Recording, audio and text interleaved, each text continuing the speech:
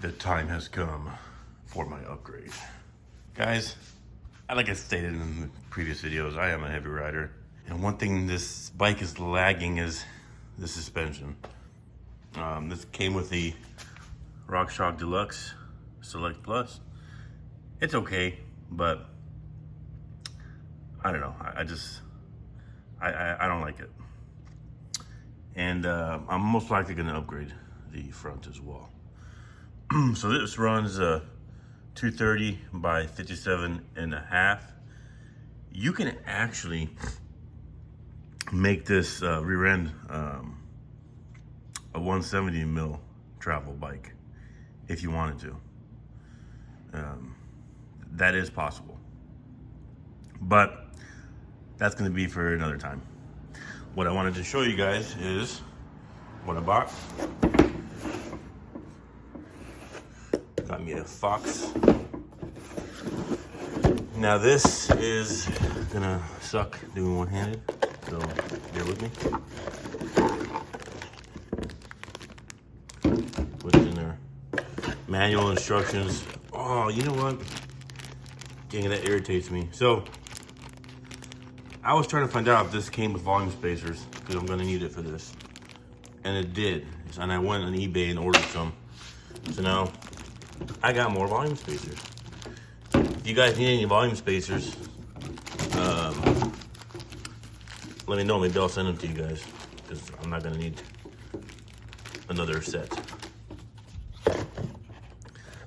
Throw that down there. Try to open this up. Show you guys. Ooh, right here. There she is. Look at this, guys. Look at this beauty. So it has so much adjustment. This is the closest thing that you can have is to an air suspension with a coil spring feeling. This is the Fox Factory Float X2.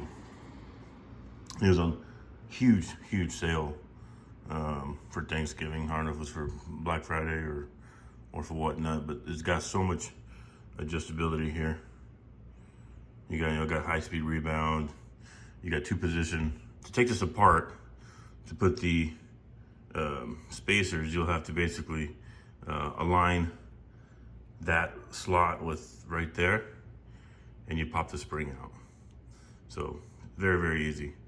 I guess let's start with doing that, and then we'll go from there.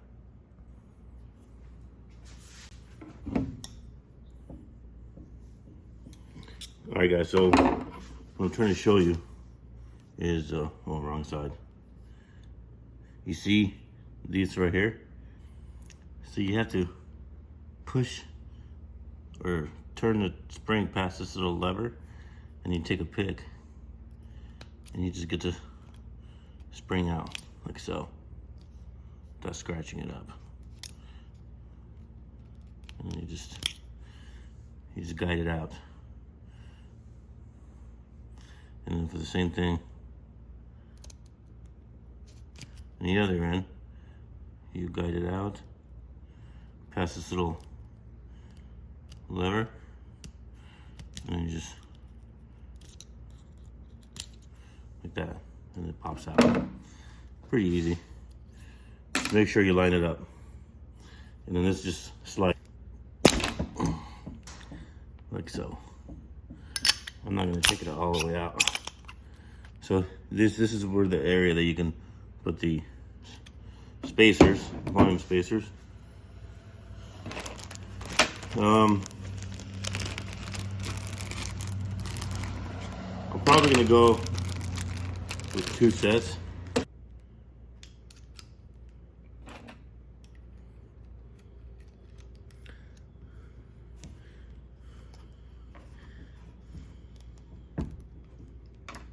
Like that. You just squeeze them in, and they lock up. I'm probably gonna do 2 of them. Like I said,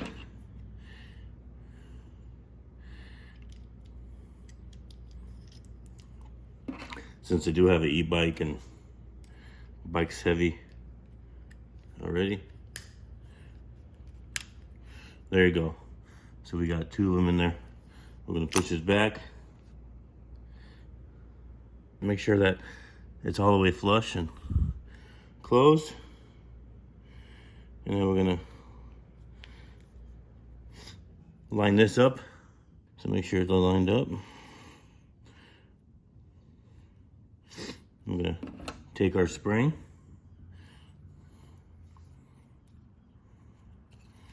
You're gonna put it kind of close to one of these edges. You're gonna push it back like so.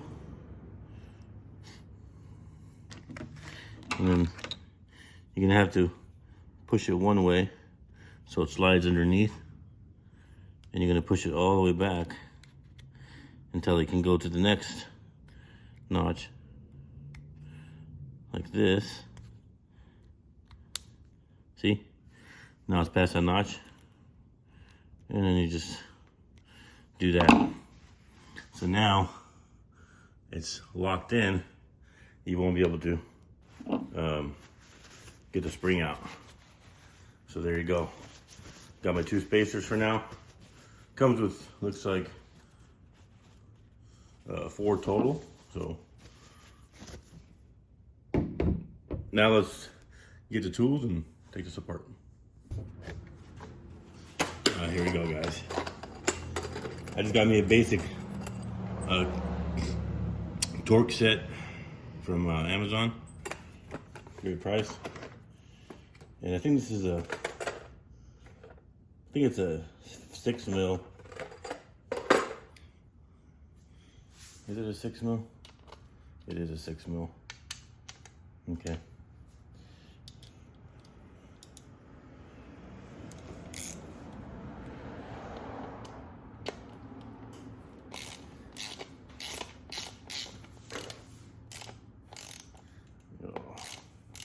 I'm gonna have to get my tool for the other side.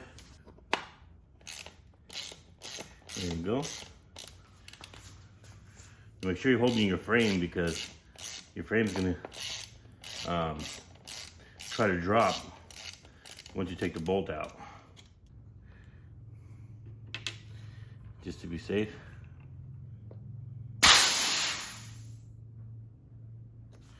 I like to do that so it doesn't mess anything up.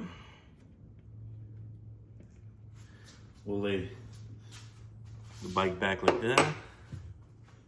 And now we'll do the same thing for the bottom.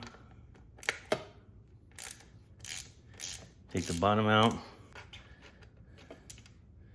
And there's the shock. Now guys, you're gonna have to push these spacers out. Looks like a sleeve. You'll need a tool, bearing push tool, which I got this over here from Real World Cycling. It was a kit, and I use a piece of pipe to push the cylinder through. So you can either take it to a bike shop and have them swap out the spacers, or you can just figure out how to do it at home. But that's how I did it. Just make anything work.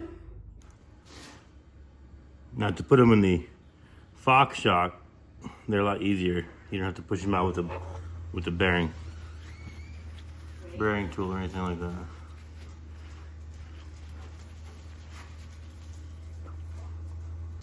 I like to take some Park Tool grease.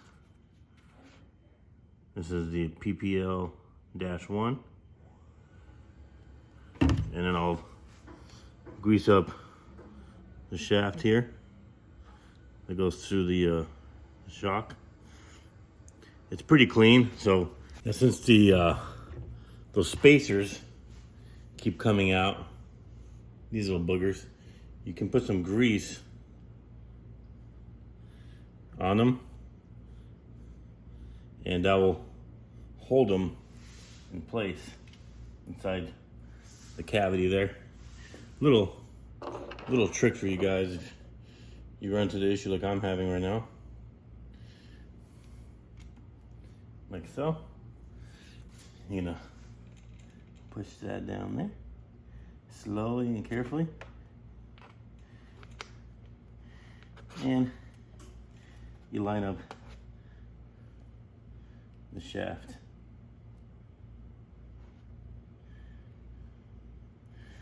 I got the wrong one. Dang it. I got the upper one, I think. Yeah. It's all good. And you basically just put bolt back on, and that will take 10 Newton meters to tighten that back up.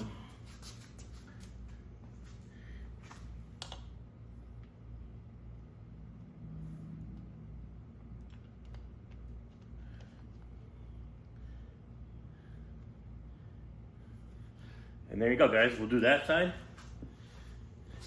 Let me repeat the process for the top, and then we'll go from there.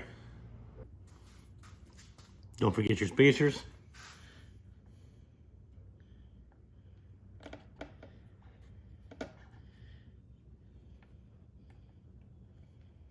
Make sure that it's equal, the shaft, like so. Because you're gonna have to lift the suspension while you're trying to line this up. There you go. Look at that, guys. I'm gonna take my rag, wipe the excess grease off right there.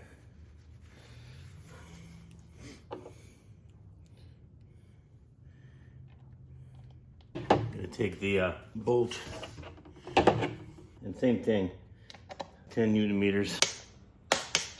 Double check, and your shock is on. Now, with the spacers that I put, that was a big problem I was having, guys. I was using too much air. I was maximizing the shock, and I wasn't getting my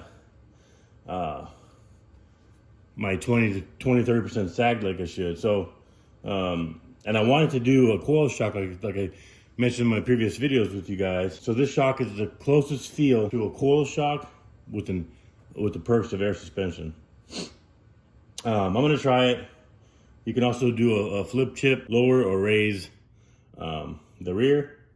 But I'm gonna try this out. So let me put some air in here and take it around a block, and I'll tell you guys my my first impression thoughts here.